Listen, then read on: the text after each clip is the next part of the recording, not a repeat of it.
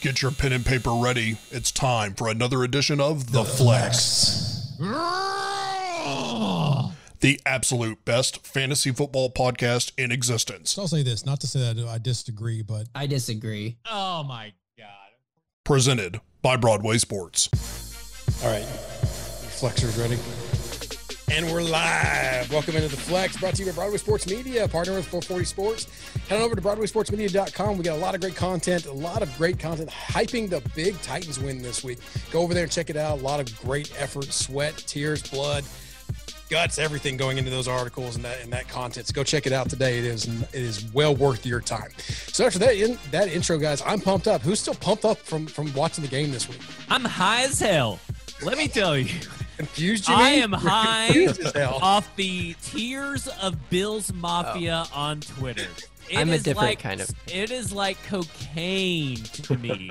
I am on a high that I'll probably not come down for at least 5 weeks. I don't care if we lose the next 5 games. All I'm focused on is this wonderful Bills game because the Titans are going undefeated. They are. Okay. I mean, sure. Wow, negative Nancy over there. How can you argue with what Zach said? How can you argue with my background? It's a fact. It So is is a mine. fact. It is a fact that those are undefeated teams in your background. That everyone listening in podcast form can totally see, because all those people are also watching on YouTube because they're smart. They figured it out by now. Yes, and if you're not watching the YouTube, you won't be able to see who's undefeated. Right. That's actually true. Finally made it. We finally made it. 100 subscribers to our YouTube channel. I think last time I checked, we were around that. So that's great. So we got to figure out some stuff to do. We got to go through those, generate, get some names out.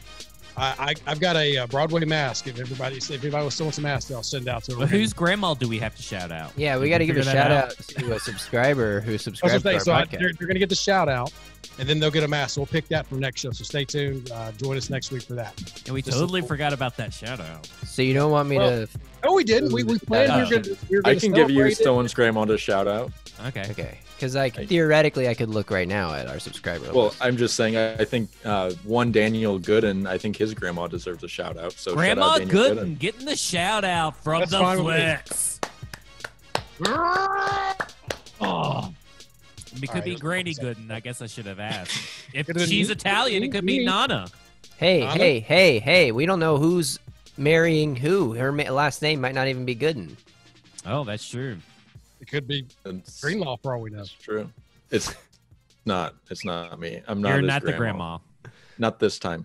You are Not not the the grandma. So we have learned that is our shout out for congratulations. Thank y'all for getting us 100. Let's have that next goal get to 200. Let's figure out some more stuff to do and actually make it a little more interesting. If we can get to 200, maybe give away some merch or something. Shout out 2 grandmas. 2 grandmas shout out. There we go. Shout out both the grandmas. Wherever they are, ground up, down. Anyway, so what else did we learn, boys? Let's get to this segment real quick. Zach, let's start with you. What did you learn? I learned that Jonnu Smith is going to be tight end 1 in fantasy when it's all said and done. And he is a league winner, and he is an elite tight end. And let me say something. The connection, but I knew that there was going to be a connection between Ryan Tannehill and Jonnu. We've all said it because they trained all offseason. But it's like legit. I mean, it's insane. He is going off with Ryan Tannehill. And right now, he is a must-start if you're in a mandatory tight end league. And I would venture, depending on your roster, you may, if you're not a mandatory tight end, you may want to play him in a wide receiver tight end spot here and there. Because right now, he is tight end 3 this week. And then, but starting with week 1, tight end 9, tight end 2, tight end 16 in Minnesota, and then tight end 2 again. So let me say this. He's legit. Love him. Put him in your roster. Give him a big old hug because this team's undefeated, and they're going to stay undefeated, and they're going to do that by throwing the ball to Jonnu Smith, who's going to end up with, for the first time in his career, over 700 yards, and he's going to have 10 touchdowns. He's halfway there already through 4 games. What do you say to people who say, but Zach, Ryan Tannehill was at least a yard beyond the line of scrimmage last night, and those refs just wanted to go home? Well, let me tell you what I would tell them, Justin, that they need to quit being stupid loser crybaby bitches and just get over it. Fair enough. I love Janu. I think that my most successful tweet ever in my history of Twittering was off of that play, and I beat Greenlaw by about 5 seconds to the same sentiment about that, about arguing about a straight line on an angle again for Bills Mafia. So that's my claim to fame. Now, one guy went in there and actually took me seriously and was trying to like diagram. First of all, the yard marker was behind the actual line to gain. I was like, all right, if you really want me to science this out, I will, but I don't have the time or care. Just it counted. They reviewed it. Screw off. Yeah. Just like the Music City Miracle. We're in a world. This isn't the Music City Miracle where there's like standard definition cameras and all this stuff. There are 500 angles of every given play, and they saw them all, and they get counted as a touchdown. And how many times in reviews have you heard that we're not seeing all the angles they have to see? Right. Yeah.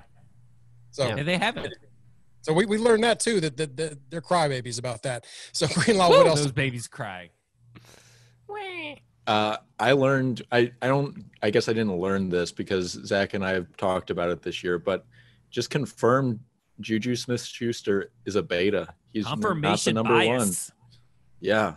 I mean, this is a guy who you can't count on him to be a wide receiver 1, not even really a wide receiver 2. You're looking at a very baby flex. Like, don't even play the sound effect because it's such a baby flex from Juju. Don't play it. They're quiet. My take on that is that Juju is going to make you guys look silly over the next 12 games. Ryan? Well, is he going to play the Cleveland Browns 12 times? Hold on. He's going to play them one time, twice even. He's got to do it for 12 Is that going to games. make it up? It sounds like the Will Fuller of slot receivers.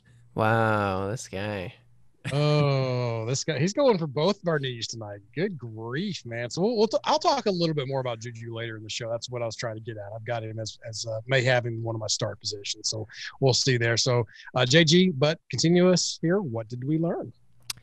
I learned not to question opportunities. Last week I said Todd Gurley is scoring all these stupid red zone touchdowns. It's not going to be sustainable. And Todd Gurley rips off a touchdown run that was outside the red zone, for what it's worth, on like the first drive of the game.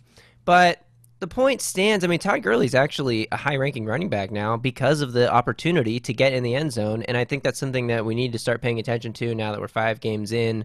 And it's something that I looked at a lot this week is who is getting red zone opportunities, because those are important because we've talked about this a lot. Opportunity is king.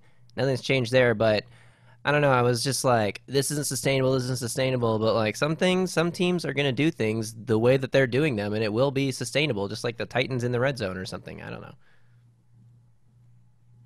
Fair enough. I learned a question. How bad is Ole Miss coaching when they had Metcalf and A.J. Brown on that same roster? How did they lose a game? And Dawson Knox. They had 3 NFL players on that offense, and they stunk. Shea Patterson is bad at quarterback. Jordan Ta'amu is Jordan bad. Ta'amu. No. Battlehawk star We're getting way too Jordan down the Ta'amu. rabbit I hole. will not take any slander. COVID infected Yeah. Jordan Ta'amu. He's like the Matt Stafford of XFL in practice squad. That's terrible. That means he's a great quarterback. He's one of the best. So my only point to this is you have 2 second-year receivers who are studs. And what I'm starting to learn is this whole wait till the second, third year of receivers thing is a thing of the past. These young receivers are coming out day one contributing. And I don't mean day one like the first day, but like in that first season, they're going to start contributing. You saw it out of Metcalf and A.J. Brown last year. You're seeing it out of CeeDee Lamb, T. Higgins, Henry Ruggs flash this weekend. Chase Claypool, my boy. Alt for the Jaguars. I mean, just on and on and on. These rookie receivers are flashing for these offenses, and T. Higgins is out gaining, out route running, out targeting AJ Green. And I know that AJ Green. I'm doing all that. When you look at AJ Green's stats, I'm doing all that as well. Sure, I get, but that's my point is that these teams are comfortable enough to rely on these rookies, and not have to keep force feeding these veterans. Larry Fitzgerald, as great a receiver as he's been in his career, is taking a back seat to multiple receivers on that team that are young. I mean, it's just obviously DeAndre Hopkins is there too, but Christian Kirk and all these things. So, I mean, I'm just saying that these teams are realizing as well. I've learned it. Next drafts, I've got to keep out of my mind that I have to I go for veteran guys first and then take my flowers with rookies. Give these rookies a chance because they're producing early for their teams. Well, I'll say this too. I think it all started with Cooper Kupp and Juju Smith-Schuster's draft class, because that's when you saw the late round wide receivers start going off in year one.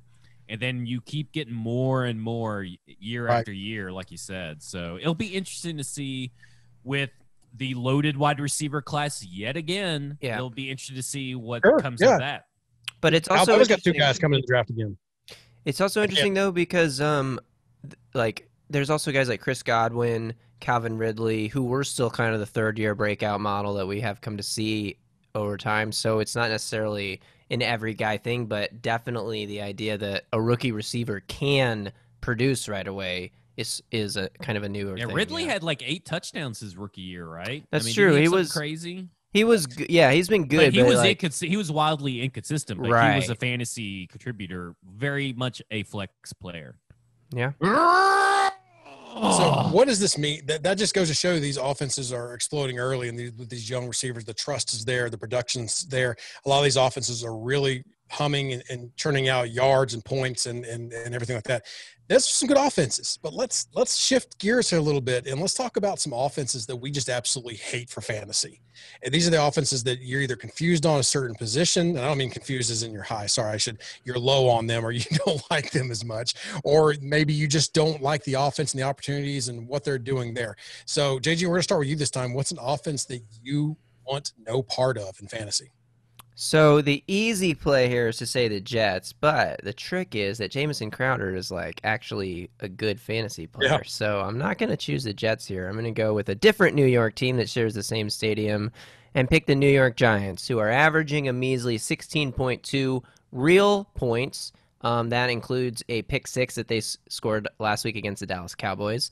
So the offense is scoring even less points than that. Daniel Jones has 2 passing touchdowns this year compared to 5 interceptions.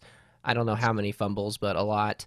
And I like Darius Slayton. I think he's going to have a few good weeks like he did this past week in the right matchup. But overall, it's like not worth the roster headache, I don't think. I'm not in on Freeman ever since Barkley went down. Evan Ingram was able to get in the end zone on an end-around touchdown, but he's like not being targeted in the passing game. He's definitely not being targeted downfield. So I don't know what the deal is with Evan Ingram.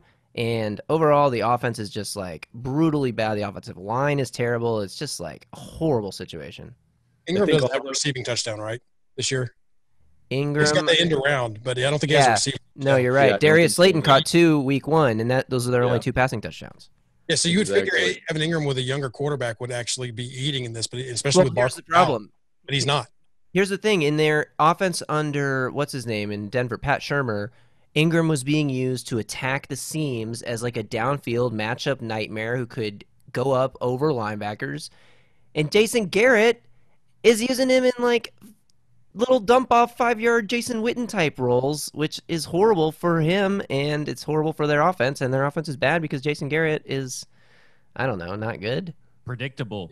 Yeah, I think the skill players are also limited by Daniel Jones. I think he's terrible. He is terrible. So I mean, it's very reminiscent of Eli when he started. Like when Eli started, he was really, really bad. Now, I don't think that Daniel Jones is going to be anything like Eli, but Eli was very bad those first 2 years, and then of course the last 2 years, but those don't really matter. So the problem there is the coaching. I put all the blame on Jason Garrett. And I also put the blame on the general manager, too. He's assembled a horrible offensive line that does not look to get any better. He's neglected defense for the most part, besides, getting an aging Logan Ryan. I mean, I think it's just a mess up in New York anyway. Both New York teams are in need of major overhauls, and it's a long road to get there. I agree. Logan Ryan, who hurt Dak Prescott, right?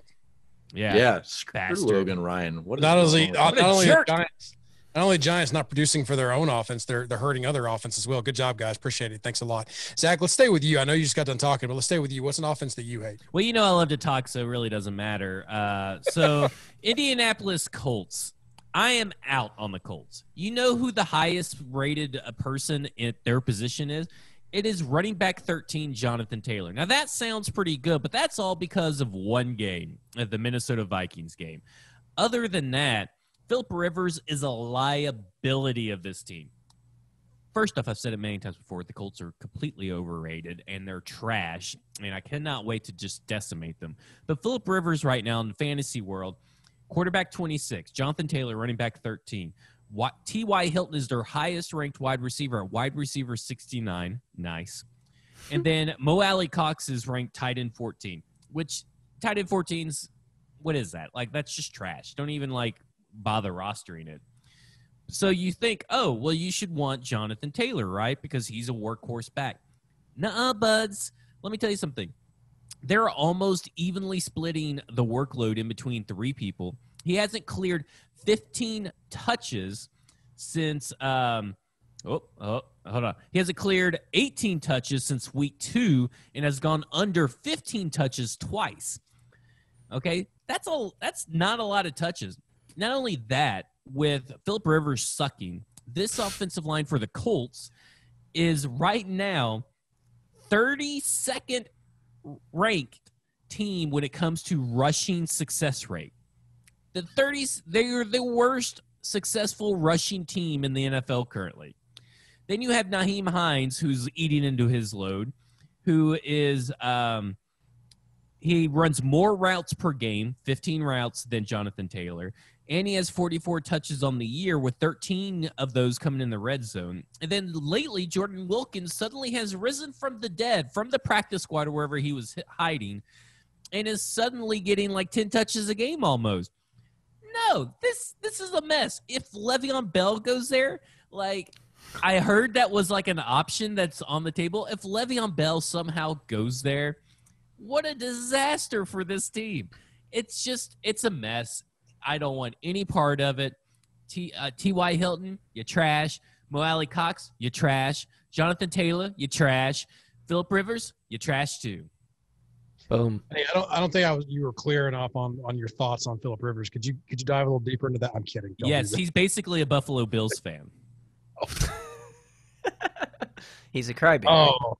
Anybody got any takes on that or anything they want to rebut with? Does everyone agree that the Colts are just absolute trash on offense? If they did sign Le'Veon Bell, wouldn't that be admitting defeat on Jonathan Taylor 6 weeks into the season? He's not the workhorse back that every fantasy person tried to tell you he was, even though this podcast went against the grain and told you he wasn't.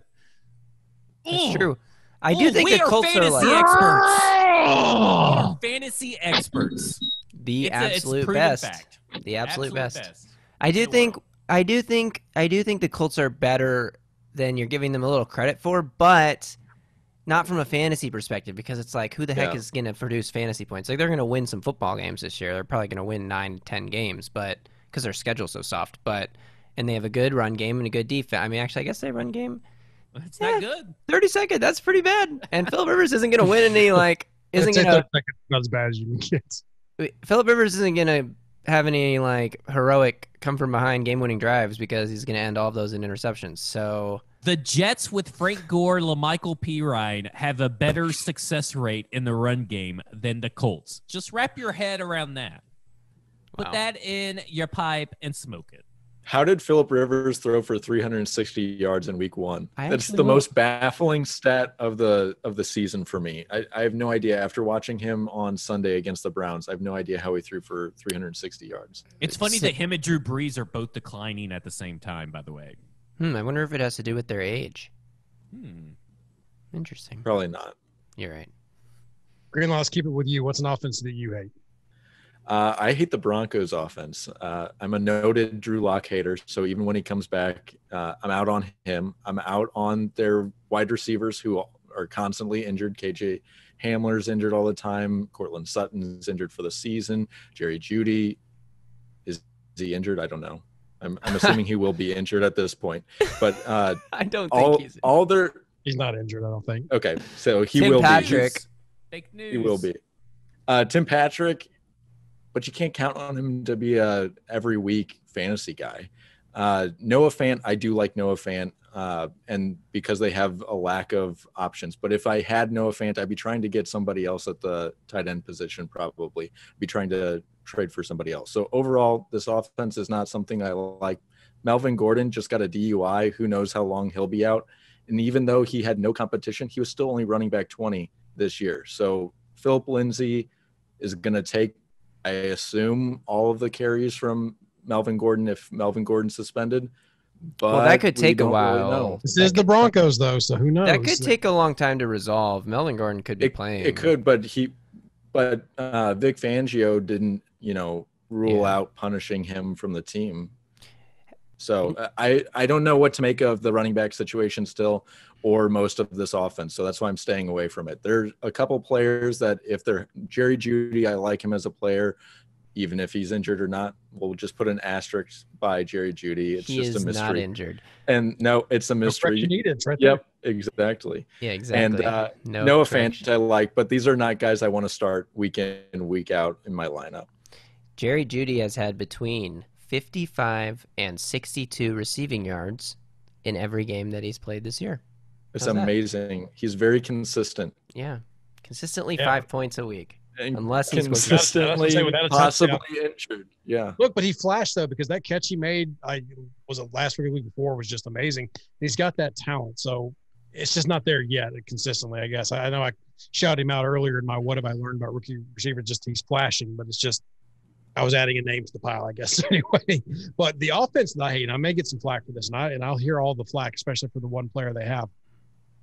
I'm out on the Baltimore Ravens, and I get it. Lamar Jackson, he's a quarterback you must start. I get it. He's multifaceted. He can throw, he can run. He's going to get points there. But that's my point, though, is if he's not having a good day, though, that's you're putting all your eggs in one basket. Who's he throwing to? I mean, he's got 5 touchdowns to his leading tight end, and the other 2 of his touchdowns to another tight end and fullback. The other receiving core has 2 touchdowns total on the year. So who do you trust in the receiving room there? The running backs have this weird split between them. Which one of them is going to be the guy going to take over there? They're averaging all under 45 yards a game. So Lamar Jackson's your runner there. But what happens when the defense stops him? I just don't trust it. I don't like it. He doesn't seem to be utilizing all his options. It's Lamar Jackson or nothing in that offense. And I get it. He's a great option. But outside of that, if a team like the Titans did in the playoffs can stop him, then where are you turning into your fantasy points there? No one else is really taking things from him. He's their best player. No one else there really seems to be stepping up to say, okay, I can be the big helper here for him. It's everybody's kind of at this plateau and you just don't know who to pick. So like in daily fantasy, I can't rely on these guys typically in the running back tiers or in the receiver tiers. And that's why I hate them, because I love the potential. I love what Lamar Jackson could be, but I can't stack him with anybody in daily. It's just you can only stack him with Mark Andrews, and that's really expensive. Which you should try to do in certain matchups. I mean, the week that I said to start him, he went off for 2 touchdowns. That was a pretty good week. That's what I'm saying. But that's the one week. And I get it. Mark Andrews is probably a good choice. But at the same time, you run into that same team that can take away a tight end. Hey, listen, I said it last week, and I got laughed at. I'm not impressed with this Ravens team. I think they're a very mediocre team, and they don't have that magic that they had last year, and it's starting to show. And then you're going to point to games against the Bengals. Ooh, I mean, they destroyed the Bengals. Yeah. The defense destroyed the Bengals. Yes, Lamar because Jackson they're did not look good. But because the Ravens are a very good team on both sides of the ball in a year when defense is hard to come by, most teams are not playing defense at a very high level right now, if any. I mean, they also got to play one of the worst offensive lines in football. It's up there with the Giants' offensive line. The Giants, and they got to play a rookie quarterback as well. As much as I love him, he is a rookie quarterback. Washington, so kind of a perfect storm for that defense. The Bengals and the Eagles too. Well, the Eagles are going to get guys back, but their offensive lines are just so bad that when they run into teams that have an Aaron Donald or something, it's just the entire offense is crippled and impossible to do anything. And that's what happened to Washington this past weekend. I mean, some of these teams, the offensive line. Poor Alex Smith. I mean, shout out to him for coming back, but I thought he was going to die on Sunday. There were Aaron Donald didn't care. There were No, two he moments didn't. this weekend where I literally, my breath left my body. One of them was that sack with Aaron Donald, where he literally came down from the top, all body weight, and the bad leg was the one that took the brunt of the weight for like 2 seconds. I held my breath. I was like, that broke again. There's no way. The second one was Tannehill coming down off of his finger roll and the rushing touchdown. And I literally thought that dude had tore everything in from his hip down. And I was like, oh my God, no, not now, not now. Okay, so fantasy news source. Bell is expected to decide tonight or tomorrow morning where he will sign. I'm told it's between the Chiefs and 4 other teams. If Le'Veon Bell goes to the Chiefs, what does that say about Clyde Edwards-Helaire, who is not a goal line back? That he's done, bro. Fantasy value toast. Shit. That's what it means for my fantasy team. So it means that he's still going to be used in that offense for Andy Reid and certain gadgety plays and a little more in the midfield. But yeah, in the red zone, it's going to be Le'Veon Bell, and they're going to use him more as in a possibly workhorse if they sign him, or to take some of that heat off of the younger running back. As a Clyde Edwards-Helaire owner right now, are you not a little disappointed with the output you've gotten so far? Yeah, I am. I mean, he's had like am as well. one league-winning week, right? Basically, one Right. week that was like, But he hasn't scored a touchdown since week 1, I think. yeah. He's been consistent as far as getting you close to double-digit points. I Yeah. think. And his Like usage 10 has to been really 12. good. That's 10 to not what I 12 drafted points. in the first round for. I mean, Right. just very clear about that. There's a lot of disappointing first-round running backs. Oh yeah, for sure. I mean, at least I'll say this, at least he's healthy and getting points as opposed to like a Saquon Barkley. Yeah. Oh, yeah. I mean, Or Kenyon Drake. or whatever. So, I mean, I mean, it could be worse, but yeah, I wouldn't love this, but whatever. I mean, I'm kind of hoping, whatever, Le'Veon Bell. I was kind of He's hoping. still an RB1. He's RB12 right now, so he still is RB1 at this point. Yeah, because he's just getting those. He's getting you by. Right. But again, I drafted him to do more than get by every week. I drafted him to at least, maybe have a get by game or two, but then peaks. There's no peaks. Everything's just, there's this peak and everything's this valley now. I'm waiting for the next peak. We'll see what happens there. But yeah, I'm a little disappointed. But that's some good breaking news though. And any clue on who the other 4 teams could be besides the It Chiefs? didn't say, but I would venture a guess. I mean, people have been saying Colts. We'll see. I don't think it's going to be the Titans. Bears. Why in don't the you think mix? that? Just let's dive just real quick. Why don't Bears you would think, be a good one?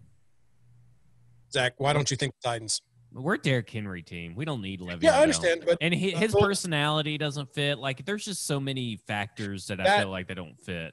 that I agree with more. But as far as from a player standpoint, because here's the thing: Darrington Evans tweaked his hamstring again, and as much as I love McWeapon, it's just one of those things where it's not the worst idea in the world to bring someone in that can maybe ease some of the carry load off Derrick Henry, because he's already way up there.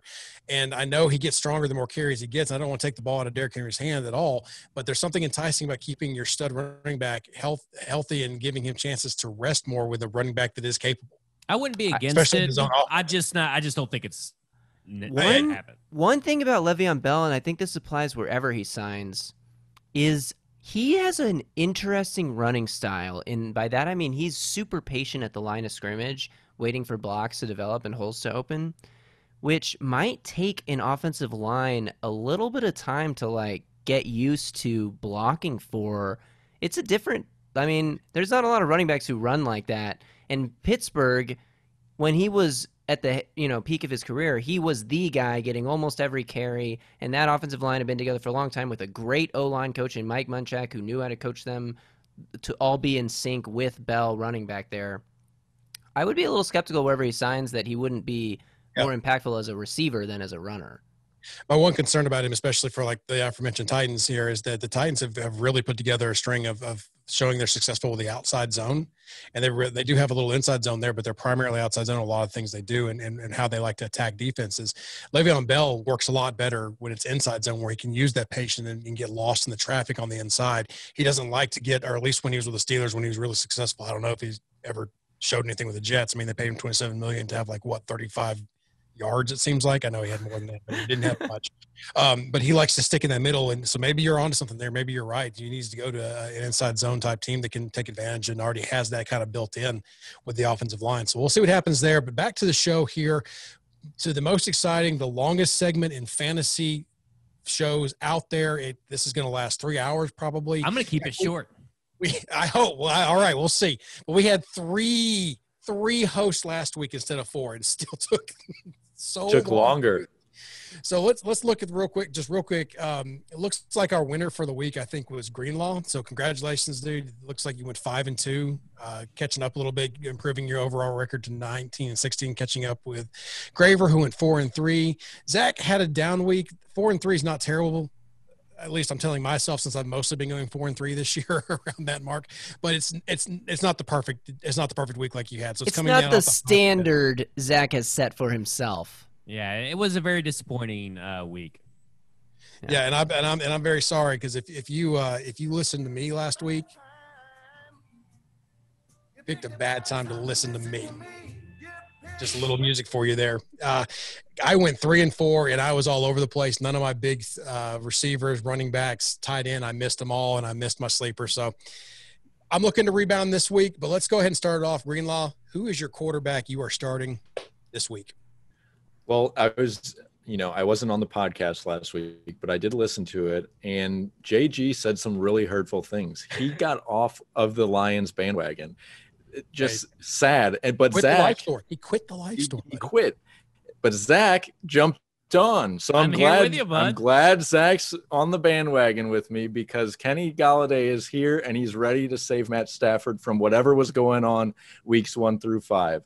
Week 6, Matthew Stafford gets to play the Jaguars. They're the 25th best. So what is that, 7th worst team in the NFL against quarterbacks in fantasy?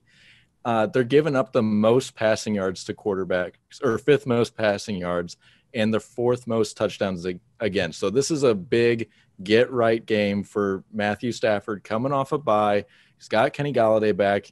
He's ready to prove me right. And JG can't take any of the credit now, because he's off the bandwagon. It'll be Zach and I. Look at the chart. It will be Zach and I that are right on this. I'm sorry, JG, but those are the rules. And listen, if I would have had a start for my flex position, I would have put Marvin Jones in.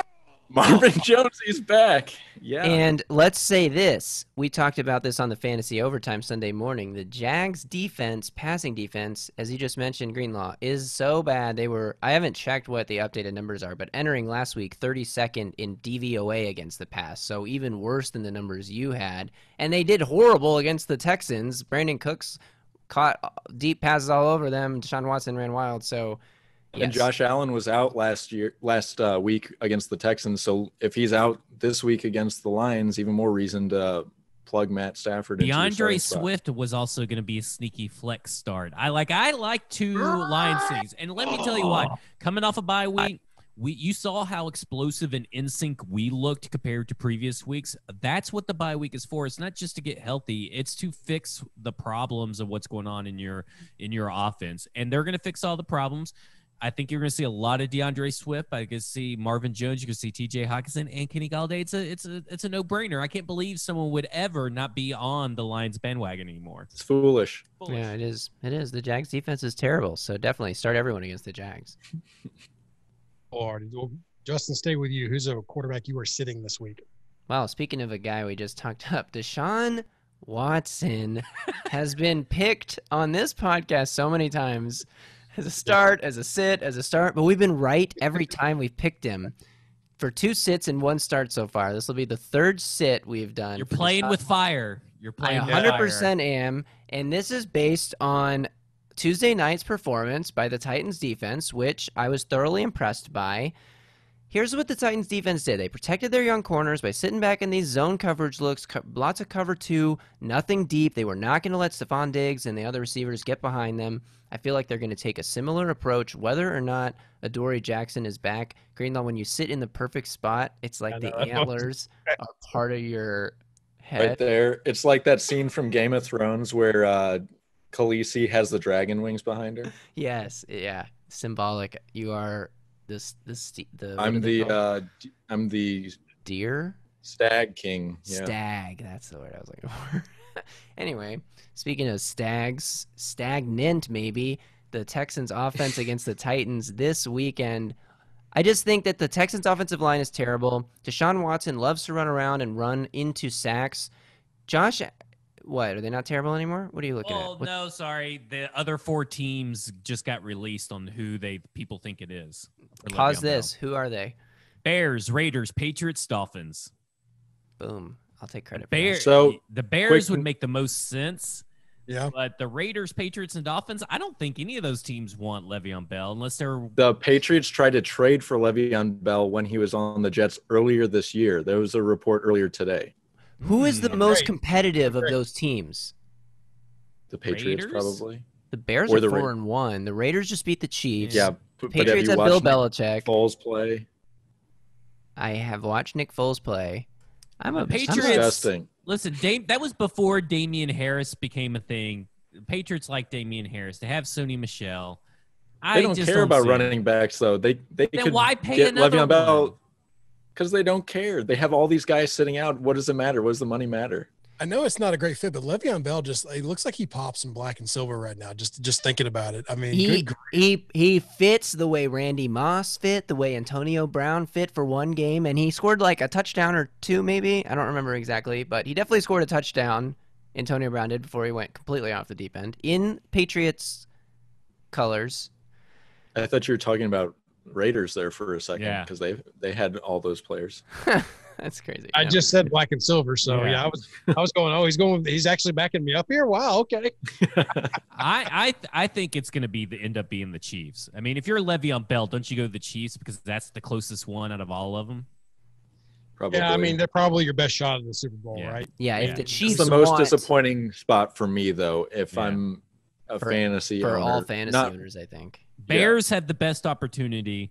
The Chiefs had the best winning. I think the Dolphins are out because I mean the Dolphins aren't even close to contending, but they got Myles Gaskin And they they've have 3 already running spent- backs that they they've don't know already how to sp- use. They just put Jordan Yeah. Howard inactive and all that kind of stuff. They don't need those two guys. They don't need They don't need a Le'Veon Bell. And then I just don't believe that the Patriots need him as a running back because of everything we heard about Damian Harris. Do not fall for the Patriots trap. Agreed. Well, I think you were done with Deshaun Watson point. Zach, I'm gonna get my stopwatch out in timing here. Give us a start at quarterback. I It's wasn't, Andy but that's Dalton. fine. He's going up against Arizona. Arizona is actually pretty good versus quarterbacks, so, I'm not too thrilled with it. But they've also played Dwayne Haskins, a piss-poor Matt Stafford at the time, Jimmy G, Joe Flacco, Hear and this? the best one was At Teddy the Bridgewater. time. Yeah, at the time. Teddy Bridgewater was the best quarterback they faced, and when they faced him, he was quarterback 4 that week. Andy Dalton, when surrounded with talent, is really good, and he's surrounded with a shit ton of talent. Michael No. Gallup is going to be a good game this week. Andy Dalton is going to be a good quarterback start. Fine. Fine. And we'll stick with it because you don't really love your pick. I hate my pick, but it's just one of those things where I had to go through and pick somebody in the top 12. Per the rules, I have to pick someone in the top 12 to sit. And after I got done picking apart everybody in the top 12, I hated trying to sit everybody. And Deshaun Watson would have been the one I would have picked as well, but he was already gone. So I had to keep going down the list. And the one who has the toughest matchup this week in the top 12 is probably Aaron Rodgers, who may be matchup proof.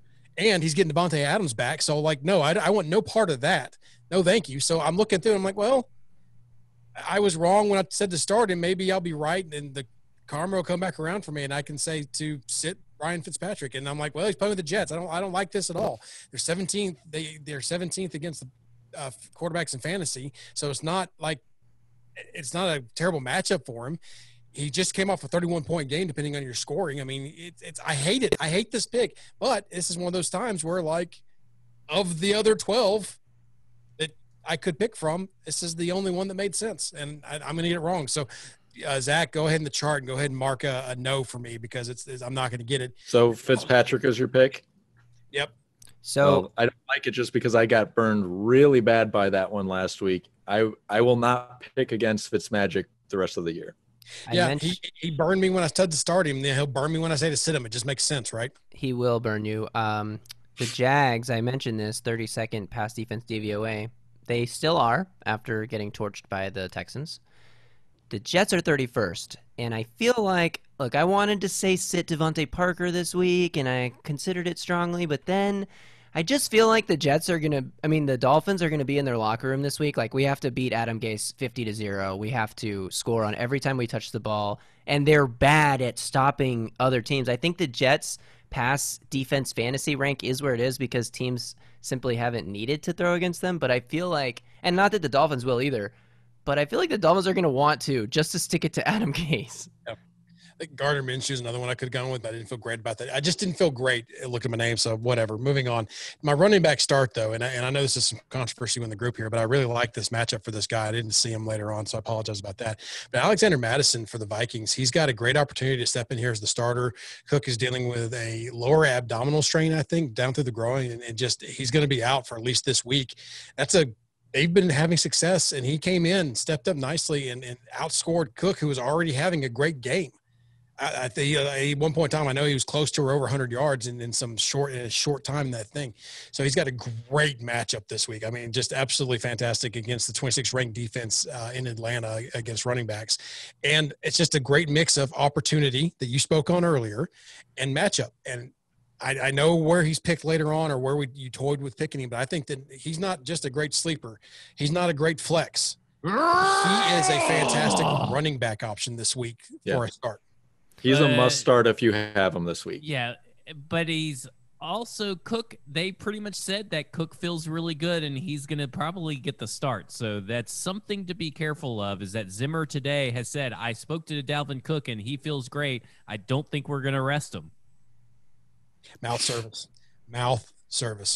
Possible. He had Madison 20 carries, 112 yards last week, and added 3 catches for 24 yards. Yeah, I'm just saying that even here's the thing. I feel if Cook starts, obviously I don't like it as much. But again, I'm swinging for fences here. I got to do something to try to turn my season around. So, and I'm really going to take a shot in the wall here in a little bit. So, since Zach, I know what you said about him starting. Who is a sit then for you at running back? Miles Sanders, the most overrated running back in the NFL currently.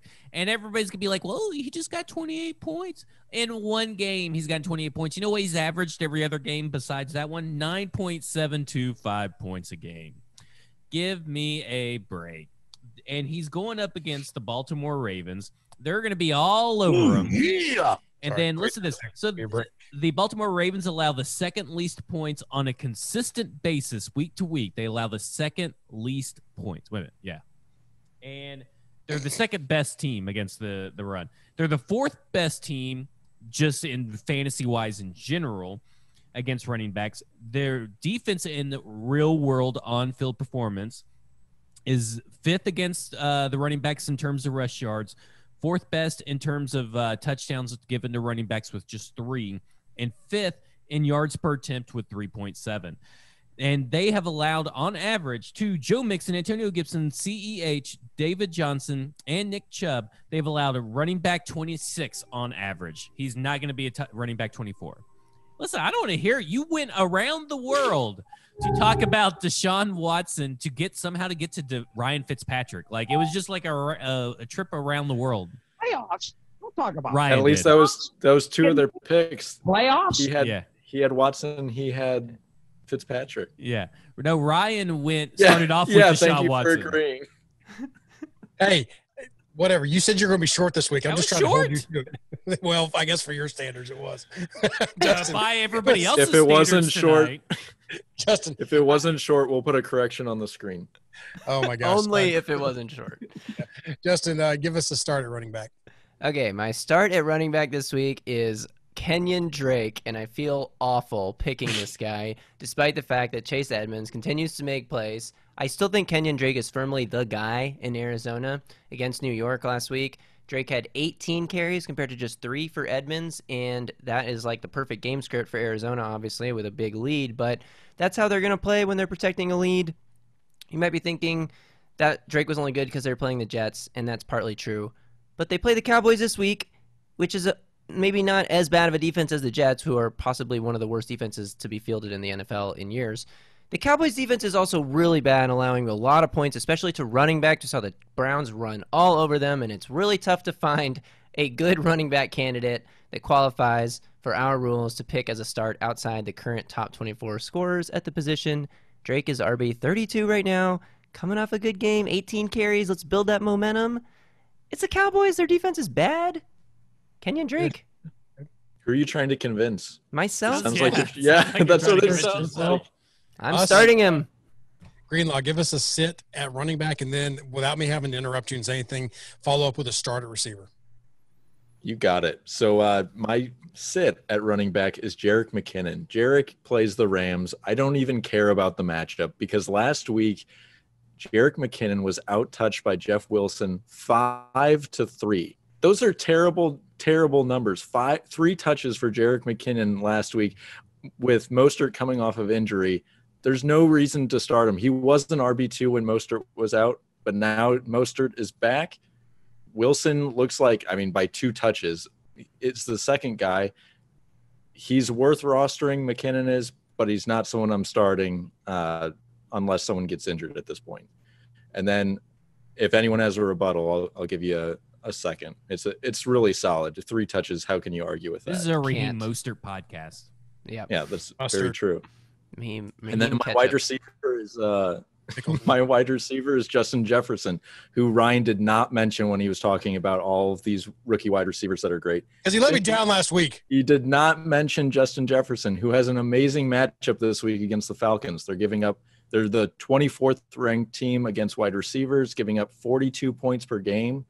They've also given up their 24th in points per game, but they're second in yards. He's going to have a ton of opportunity. I know they love running the ball, but if Cook is injured at all, maybe they throw the ball a little bit more. They're not playing a team like the Seahawks where you have to keep Russell Wilson all off the field the entire game.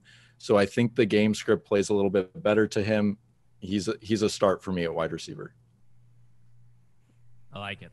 He let me down last week. Maybe that just because I'm not picking him, he'll do well. So y'all, everyone out there, listen to Greenlaw. I'm not the one picking Jefferson here. He is. Good. Fade Ryan. Fade Ryan. Greenlaw. Question about the Falcons in general. Do we think that there's they just fired their head coach and they're going to be really good for 1 week bump from that? I think it's more likely that happens on offense than on defense because the talent level on defense is so bad. If there's a bump, it's just going to be a win. We're talking a win of 42-35 or something. This defense ain't stopping nobody. So is Raheem Morris the coach that was randomly moved from offense to defense? Okay, this guy's the head coach. Became magically good, and then all of a sudden now he's the head coach after being bad again. His team group is bad now. I'm not in on the Raheem Morris. As a head coach. Stadium, though, the way they have their concessions set up, it's more NFL stadium. I'm not going to trash the Falcons. Amazing stadium, terrible football team. It is the best stadium, and I've been to 3 NFL stadiums. The best one I've been to. All right, how can you? So where are we? Justin, give us a sit at receiver. So I had us all prepped to sit Darius Slayton, and I'm changing my mind because you did this last week, didn't you? I'm a mind changer. So what I wanted to talk about last week, I never had a chance to, which was actually Odell Beckham. I was going to advocate for trading Odell Beckham away, coming off his monster performance against the Cowboys. I think that against the Steelers this week, the Steelers have a good defense. Zach thinks the Steelers are frauds, but the Steelers have a good defense. Did you see what Travis Fulgham just did to him? I saw what Travis Fulgham just did to him, but I think that Baker Mayfield is going to be under heavy pressure in this game from this nasty defensive line that the Steelers have, and that the Browns are trying to run the football, and that they're not going to be the Eagles and throw it up to Travis Fulgham or Odell Beckham 100 times. They're going to be putting the ball in Kareem Hunt's hands and Dearness Johnson's hands and trying to keep Ben Roethlisberger and Chase Claypool and the other playmakers on Pittsburgh's team off the field. I don't think the Browns want to get in a shootout, and I don't think that they want to throw the ball very much. So Odell Beckham's going to have some key catches on third downs and stuff, but if you can still trade Odell Beckham, if you can still get anything for him, sell while the value still exists. Like a Calvin Ridley, would that be a good trade? That would be an unbelievable trade, in my opinion. Good. I'm glad I did it. Let me say this. You can't always get what you want. It doesn't matter what the Cleveland Browns want because they're going to be involved in a shootout, and that's just how it is. And Odell Beckham's going to get his because we saw Travis Fulgham go off. We saw Miles Sanders go off. We saw Carson Wentz look like a competent, for the most part, fantasy quarterback this last week. Steelers are frauds. Don't listen to everybody. Baker did play pretty well against a good Colts defense. And let me say this. Yeah. Cleveland's going to win this game. And let me say this. This is not an easy pick. Odell Beckham is a top 24 receiver that it won't finish in the top 24 this week.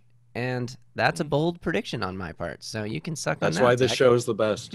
It is. Why we're well, some of us are the best. Anyway, Zach, who's your starter receiver? Laviska Shenault. With DJ Shark battling through injuries and all that kind of stuff, he's currently wide receiver 27 in PPR. Detroit sucks on defense, like we've already established, but they are a great offensive team, and you should jump on that bandwagon. They consistently allow the 12th most fantasy points. They are currently ranked 8th against fantasy wide receivers. And this is going to be Laviska Shenault's Claypool-esque breakout game. That was amazing record timing, Zach. Well done. I'm bored. I was just messing with you at the start. I started the playoff music as soon as you started talking. Just a joke. I apologize.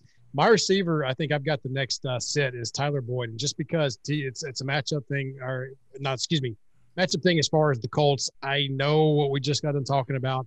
They still have been pretty good against the pass. Plus, T. Higgins is out routing him, out targeting him, out gaining him. All right, he maybe flipped the targets, but he's out gaining him for sure, like 293 or whatever. So T. Higgins is really blossoming in that offense. I also think that A.J. Green is looking to get out of there, and this may be the one game he tries to show as much as he can, because you saw him on the sideline mouthing, "They better trade me" or something. He's not real happy there, so look for him to have a bigger game against the Colts. I just looking at the matchups, it doesn't look like it's a great game for Tyler Boyd. I think he's a great receiver, but with everything else going on there, I think it's time to sit him just this week. They're going to harass Joe Burrow. Yeah, and that's the thing too, is I think that the quarterback's going to keep me on his backside a lot too. On AJ Green, he has no right to want to be traded. He shows zero effort. Plus, he sucks in general. Even if he tried, he stinks. He can't get any separation. But there's that play on Sunday where it was the interception return.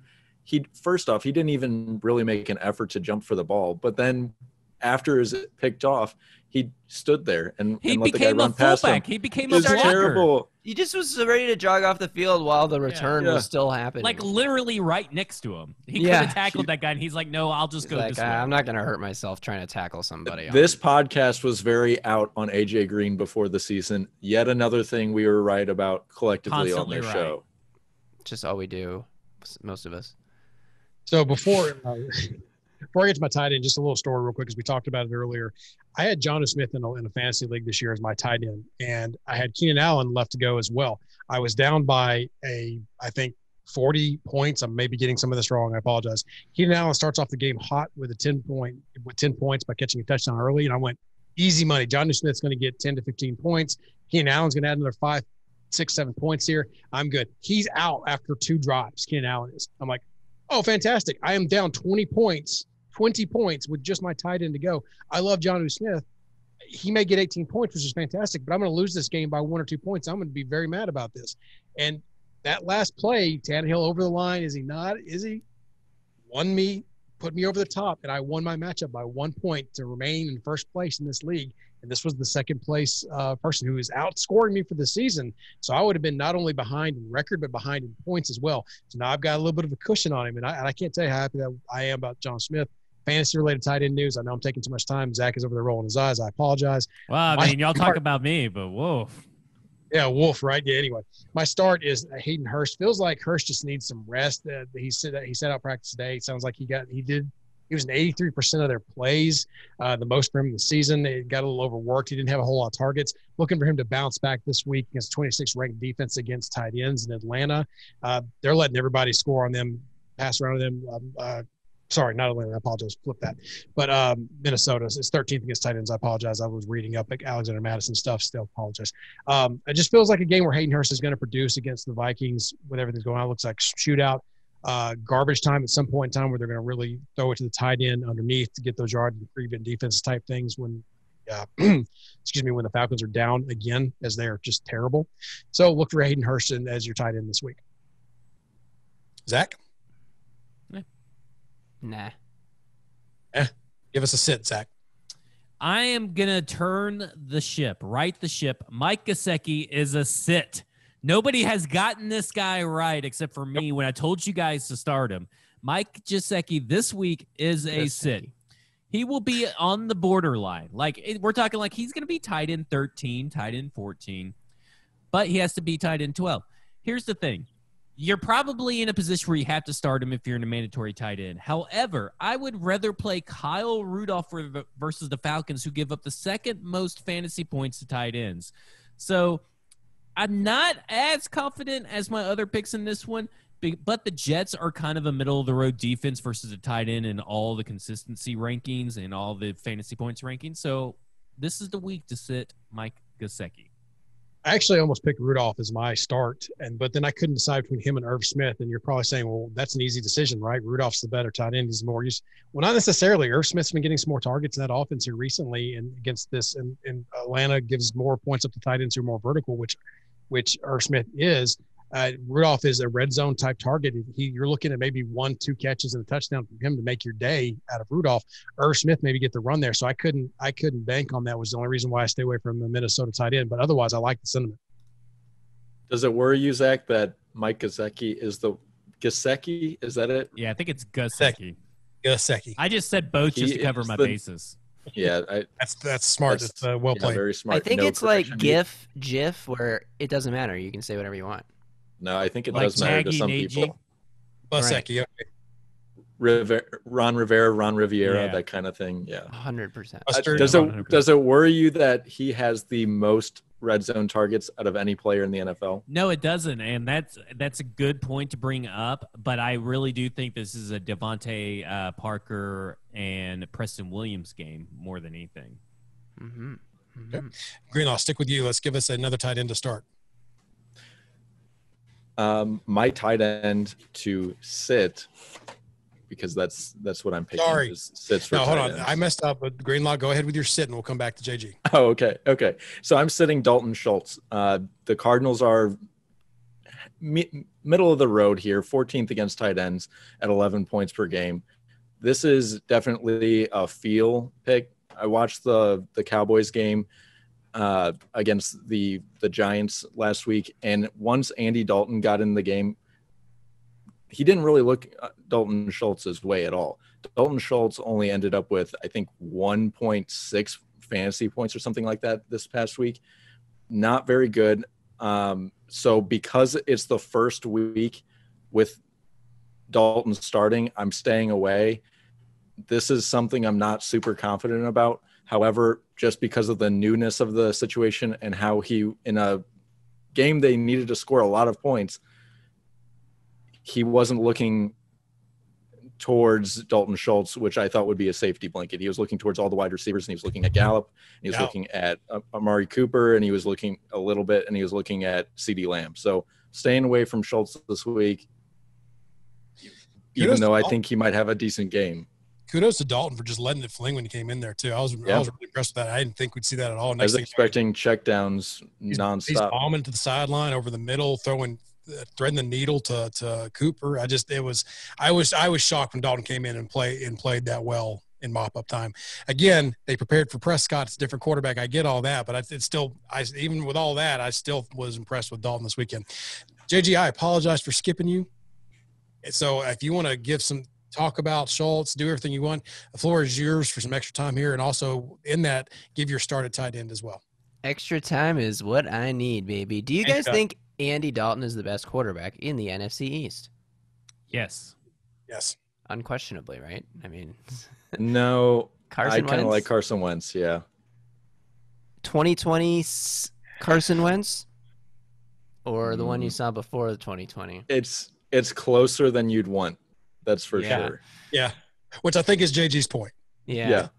All right, So let's. you may have him in 1B, so that's still JG's point probably in the East. It's terrible quarterback. It is bad. What a move by the Cowboys to get Andy Dalton. All right, time to move on to my tight end start, which is going to make a couple of guys on this show look like some big fat liars, because I'm all in on this Lyons player this week. These guys said I was out on the Lions. These guys. Well, you said that. You said you were out.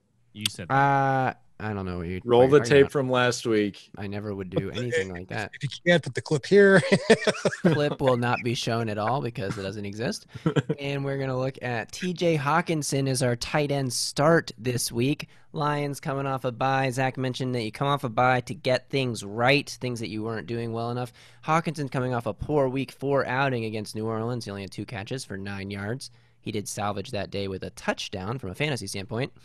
But in his other 3 games, he was averaging 4.3 catches for 57 yards, which is like tight end getting up to 57 yards is as much as you can hope for if you don't have Travis Kelce or, one of the best tight ends in the game. If you're looking to stream someone who's not in the top 12, TJ Hawkinson is your guy. He's been a top 12 tight end 2 out of the 4 weeks the Lions have played. Obviously, they were on bye last week. I'm betting on him to make it 3 out of 5 this week. Roll your Lions. Yeah. Well, it's our Lions. No, it's our Lions. It's Zach Lyons. Can't argue that. Wow. Can't argue that. Greenlaw, give us a defense that you're starting. Interesting pick here. Yeah, so I'm selecting the Tennessee Titans. There wasn't a whole lot of teams that I liked here. There was, I think, 3 or 4 teams tied for 11th, which sucked. But I mean, I was like, we have less than half of the teams to choose from here. I thought it was great to have all those options tied for 11th. Yeah, I'm sure you did. I'm not complaining either. Yeah, I'm looking though, and I'm seeing maybe a potential revenge game for Jadeveon Clowney against the Texans. I'm not buying into the Texans suddenly being fixed by Romeo Crennel after 1 week. They played the Jags. The Texans allow a pressure rate of 71%. That's horrible. That is really, really horrible. The Titans were going to have opportunities to get sacks this game. So close. From everybody. And they should be getting, Fulton back, hopefully, Adoree Jackson back, hopefully, Big Jeff back, hopefully. So this could be a big Roberson game for them to Roberson back, a big game for them to continue to get right against a team that's offensive line is terrible, and their weapons. I mean, Will Fuller scares me a little bit because they've had such terrible history against him, but the other guys, not so much. So from the teams I had, which I think were maybe 4 teams I was able to select, the Titans have the best chance of being a top 12 defense here. I can't argue. They're coming off their best game of the year, and they're getting a lot of big pieces back, or they should get a lot, like you said, a lot of big pieces. So I actually like that. Justin, over to you. Give us a sit on defense. Well. Philadelphia Eagles, find yourselves in the top. Well. The Philadelphia Eagles somehow find themselves as a top 12 defense. They play the Baltimore Ravens this week. If you play the Eagles, you deserve to lose your matchup. It's that simple. The end. Same as last week. It's embarrassing. The Eagles are embarrassing. How they're a top 12 defense is mystifying. It is. It really is. The Washington football team goes up against the New York Giants. And you know what offense gives up the most points on a weekly basis to fantasy defenses? The New York Giants. They suck. You trash. Fair enough. My sit is the Tampa Bay Buccaneers, who are one of the top defenses rated wide in fantasy. But they're, like I said earlier, they're going up against Green Bay Packers, who, by the way, have not had a defense against them finish with positive points in the game. And I don't care what scoring metrics we're going after. If you score 0 or less points on defense, you're not going to be one of the top 12 defenses for that week. So sit the Tampa Bay Buccaneers. Technically, it wouldn't even take every. What? Well, let's say there's 4 teams on bye, right? So let's say 16 teams score minus 12. Then any team that scores above minus 12 would be a top 12 defense. Which could happen. You're saying if everyone scored 100 points, then they could be in the top 12.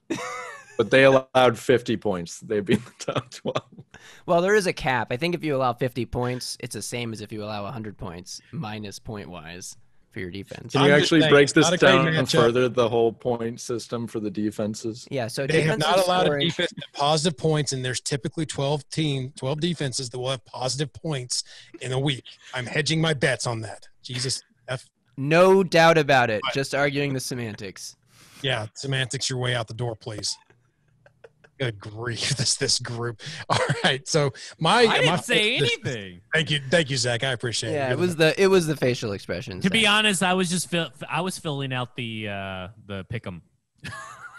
I wasn't even listening to you guys. Oh, I gotta do that. Crap, I forgot all about that. All right, so my flex start this week is Juju Smith-Schuster, and we said this earlier. This everyone except for maybe JG's down on him. I've always been a Juju guy. I like him. I think he's finally got a guy who's producing more than him, which is his time to shine. As Zach pointed out earlier in the season, he seems to shine when you have that better option above him. Claypool may be that. It also may have been a Claypool gadget game. Look, before this last game, when he only had 6 points, he was coming off 11 and 16 points. It's not like he wasn't producing. It's a good matchup for him. I really like it's the 30th ranked defense versus receivers in fantasy, according to ESPN. Claypool had his moment, like I said, and now it's time to let Juju spin. And the Cleveland Browns allow a lot of slot yards and touchdowns to wide receivers in the slot. Yes. Yeah, even though I'm down on him for the rest of the year, especially at what people drafted him at, I think that's a good pick, Ryan. Yeah. Thank you. Yeah. All right, so Zach, who is will not work out? Which means it will not work out. So, like I said, don't listen to me, guys. Who is your sit, Zach, in the flex?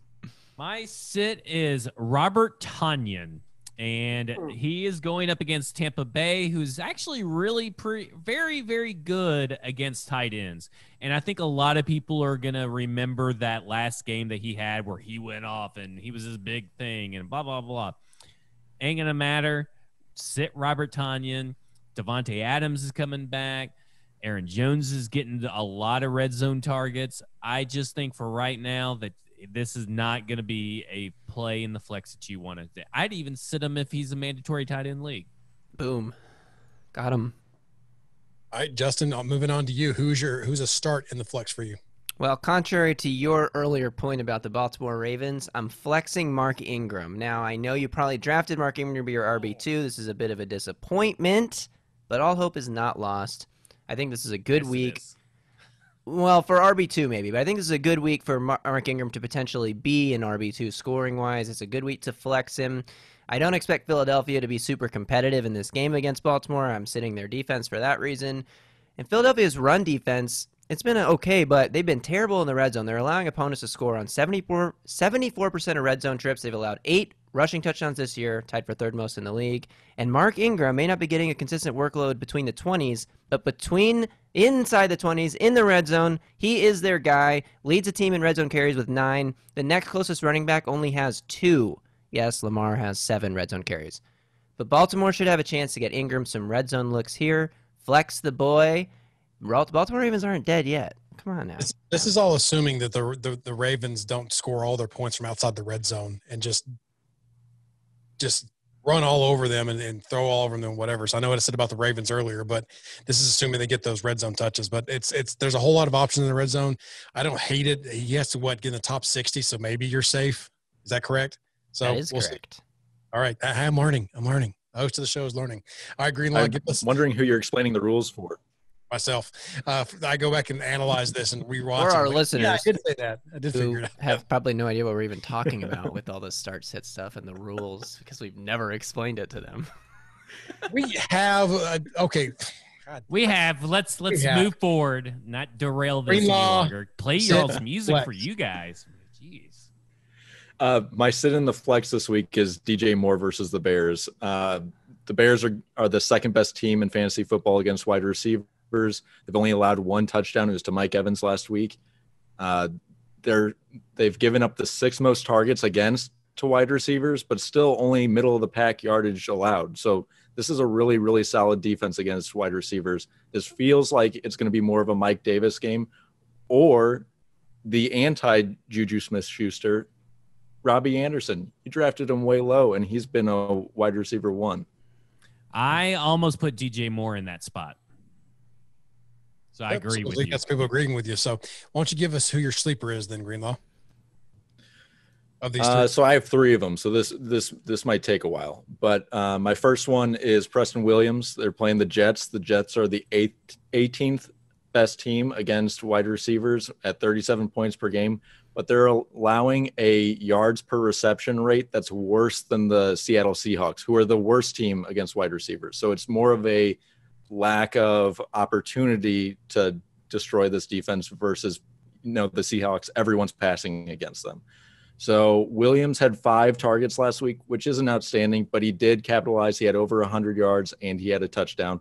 So he looks like he's getting a little bit healthy after his ACL tear a season ago, and it's hard to bet against Fitzmagic as well. So that's my first guy. My second 2, I'm not going to go super deep on him. One of them is Devontae Adams. I think you should probably start him. He's below our 75th best.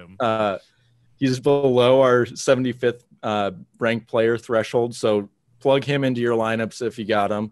And the other guy is Kenny Galladay. Again, below the 75th player threshold for our rules here.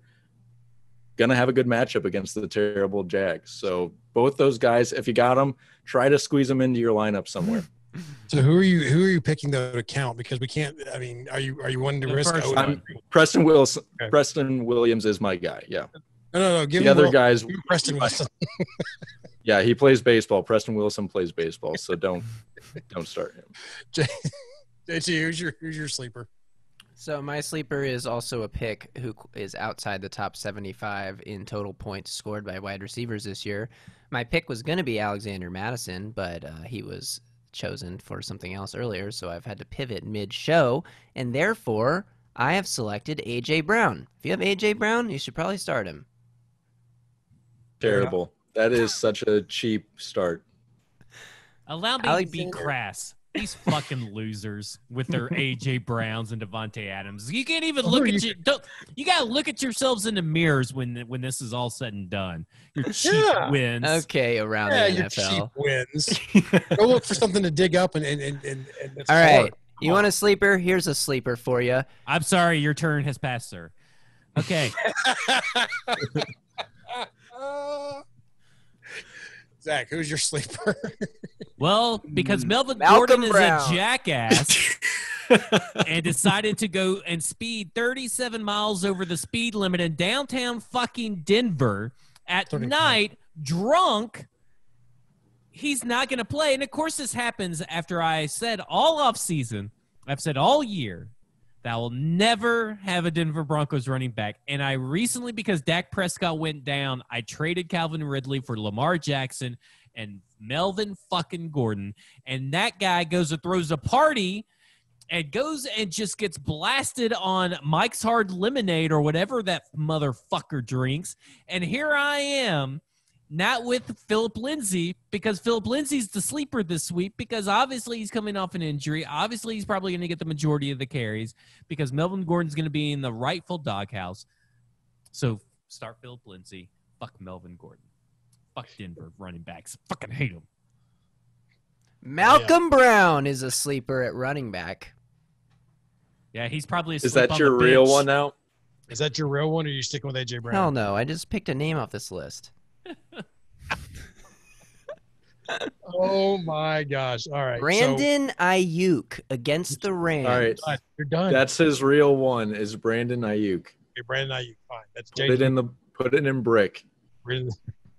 Anyway, so in my sleeper, I'm going with, and thank y'all for saying his name earlier so I can pronounce it properly. Travis Fulgham.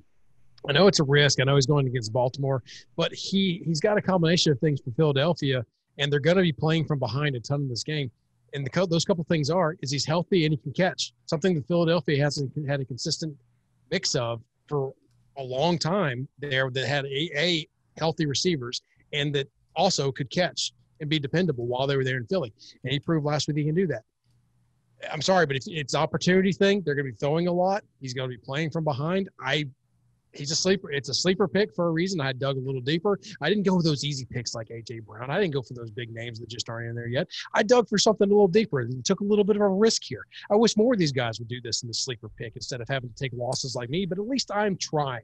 We try to provide quality fantasy advice, Ryan, and I agree with you. Some people just don't get that.